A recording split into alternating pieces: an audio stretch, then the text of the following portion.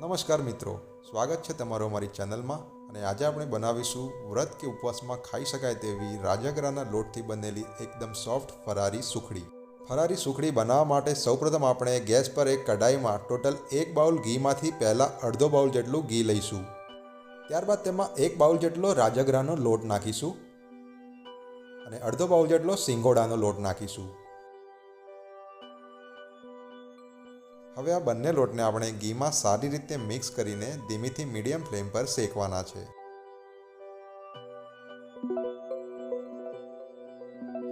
અહીં આપણાને ઘીની માત્રા થોડી ઓછી લાગી રહી છે, તો આપણો જે અડધો બાઉલ ઘી વધેલું છે એમાંથી થોડું ઘી નાખતા જઈશું અને લોટને શેકતા જઈશું। અહીં આપણું ઘી વધારે કે ઓછું ના પડી જાય એટલે જ આપણે પહેલાં અડધો બાઉલ જેટલું ઘી લીધેલું, જેથી બાકીના ઘીને થોડું કરીને જરૂરિયાત મુજબ એડ કરી શકાય।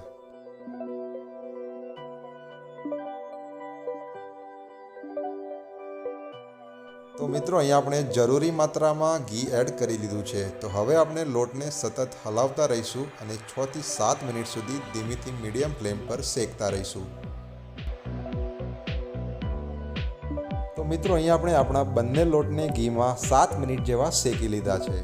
તો હવે આપણે તેમાં અડધો બાઉલ જેટલું દૂધ લઈશું અને થોડું કરીને ઉમેરતા જઈશું અને શેકતા જઈશું। અહીં આપણે દૂધને એક સાથે નથી નાખવાનું।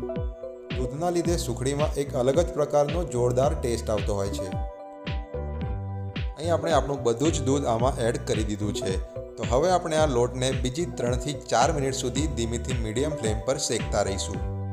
તો મિત્રો, આપણે બીજી 4 મિનિટ સુધી આપણી સુખડીને ધીમીથી મીડિયમ ફ્લેમ પર શેકી લીધી છે। તો હવે ગેસ બંધ કરીને એને નીચે ઉતારી લઈશું અને નીચે ઉતાર્યા બાદ એમાં તરત જ અડધો બાઉલ જેટલો સમારેલો ગોળ નાખી દઈશું।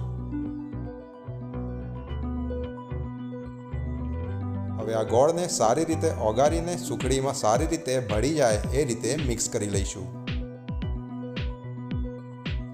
તો મિત્રો, અહીંયા આપણો ગોળ સારી રીતે મિક્સ થઈ ગયો છે અને આપણી સુખડી પણ તૈયાર થઈ ગઈ છે અને ઠંડી પાડવા માટે રેડી છે। તો આપણે સુખડીને ઠંડી પાડવા માટે આ રીતની એક થાળી લઈશું અને એમાં ઘી રેડીને એની સપાટી પર ચારે બાજુ લગાવી દઈશું।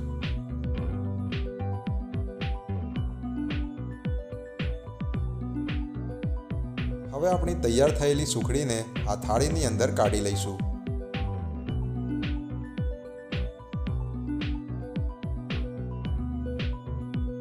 સુખડીને આ રીતે દબાવીને બધી બાજુથી સમતલ કરી લઈશું। સુખડીને સમતલ કરવા માટે તમે આ રીતના તવેતાનો ઉપયોગ કરી શકો છો, અને જો એ કદાચ ના હોય તો એક સપાટ તળિયાવાળો વાડકો લઈને એના પર ઘસીને પણ સપાટીને સમતલ કરી શકો છો।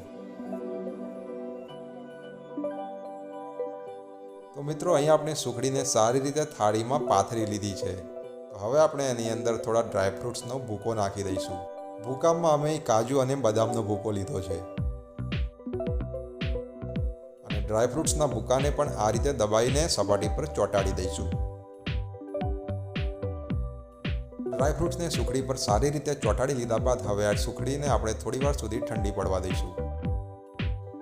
મિત્રો, આપણી સુખડી થોડી ઠંડી પડી ગઈ છે, તો એની ઉપર આપણે આ રીતે કાપા લગાવી દઈશું। તમારે જે આકારમાં કાપા લગાવવા હોય એ આકારના કાપા લગાવી શકો છો। તો મિત્રો, અહીંયા આપણે સુખડીમાં કાપા પાડી દીધા છે, તો હવે એને ઠંડી પડવા મૂકીશું। તો મિત્રો, અહીંયા આપણી ફરારી સુખડી ઠંડી પડીને તૈયાર છે। તો એમાંથી આ રીતે સાવધાનીપૂર્વક એના ચોસલા એક ડીશમાં કાઢી લઈશું।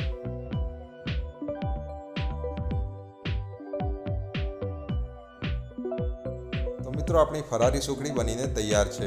આ સુખડીને તમે વ્રત કે ઉપવાસમાં બનાવીને ખાઈ શકો છો। તો એકવાર તમે પણ ઘરે જરૂર ટ્રાય કરો।